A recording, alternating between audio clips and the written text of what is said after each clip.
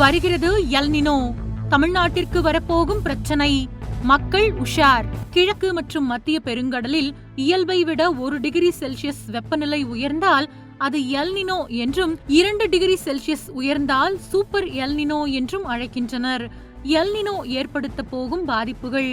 முதலில் El Nino பொதுமக்களை எப்படி பாதிக்கிறது என்பதை தெரிந்து கொள்வோம். வறட்சி, நிலத்தடி நீர்மட்டம் சரிவு, பெருவெள்ளம், வெப்ப அலைகள், பயிர்கள் நாசமடைதல், விவசாயம் பாதிப்பு, மீன்பிடி தொழில் பாதிப்பு, உள்கட்டமைப்புகள் சேதம் என பலவிதமான பாதிப்புகள் எல் நினோ உண்டாக்கும். கிட்டத்தட்ட பேரழிவை நோக்கி கொண்டு செல்லவும் வாய்ப்பு இருக்கின்றது. இதனால்தான் உலக நாடுகள் அச்சத்தில் ஆழ்ந்துள்ளன. கடந்த மே மாத இறுதியில் எல் நினோ தொடங்கிய நிலையில் அடுத்த ஓராண்டிற்கு நீடிக்கும் என்று வல்லுநர்கள் கூறுகின்றனர். இதற்கு இடையில் நவம்பர் முதல் ஜனவரி வரையிலான காலகட்டத்தில் எல் நினோ உச்ச நிலையை அடையும் என்றும் வல்லுநர்கள் எச்சரிக்கின்றனர். இந்த நவம்பர் முதல் ஜனவரி வரை காலகட்டத்தில் தான் தமிழகத்தில் வடகிழக்கு பருவமழை பெய்யும். சென்னையில் ஓராண்டில் பெய்யும் மழை பொழிவில் 62% வடகிழக்கு பருவமழை காலத்தில் தான் கொட்டித்தீர்க்கும். ஒட்டுமொத்த தமிழகத்திற்கும் ஓராண்டில் கிடைக்கும் மழை பொழிவில் 48% இந்த பருவமழையை நம்பித்தான் இருக்கின்றது. இது பற்றி சென்னையைச் சேர்ந்த வெதர்மேன் அஜித்குமார் சில முக்கிய தகவல்களை பகிர்ந்து கொண்டார். எல் நினோ பாதிப்புகள் குறித்து அவர் கூறியதாவது: வழக்கமாக எல் நினோ வரக்கூடிய ஆண்டுகளில் வடகிழக்கு பருவமழை சற்று அதிகமாகவே இருக்கும். கடைசியாக 2023ஆம் ஆண்டு எல் நினோ பாதிப்பை தமிழகம் சந்தித்தது.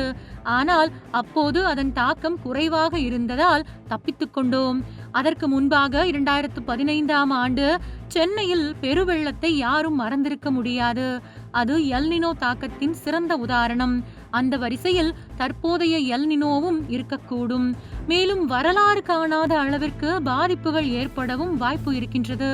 குறிப்பாக சென்னை பெருவெள்ள பாதிப்புகளை சந்திக்கலாம். எனவே போதிய முன்னெச்சரிக்கை நடவடிக்கைகளை எடுக்க வேண்டியது அவசியம். சென்னை மாநகராட்சியும் தமிழக அரசும் முன்கூட்டியே திட்டமிட்டு செயல்பட வேண்டும். நடப்பு எல் நினோ அடுத்த ஆண்டு கோடை காலத்தில் முடிவடையும்.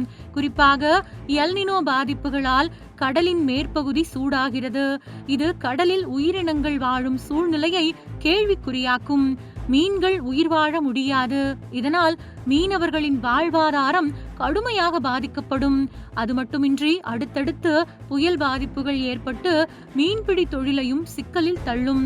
இவை அனைத்தையும் உணர்ந்து தமிழக அரசு செயல் திட்டங்களை வகுக்க வேண்டும் என்று சென்னை வெதர்மேன் அஜித்குமார் கேட்டுக்கொண்டுள்ளார். அதனால் எல் நினோ பாதிப்புகளை முன்கூட்டியே திட்டமிட்டு அதற்கேற்ப முன்னெச்சரிக்கை நடவடிக்கை எடுக்க தமிழக அரசு அதிக கவனம் காட்ட வேண்டும் என்றும் அவர் அறிவுறுத்தியுள்ளார்.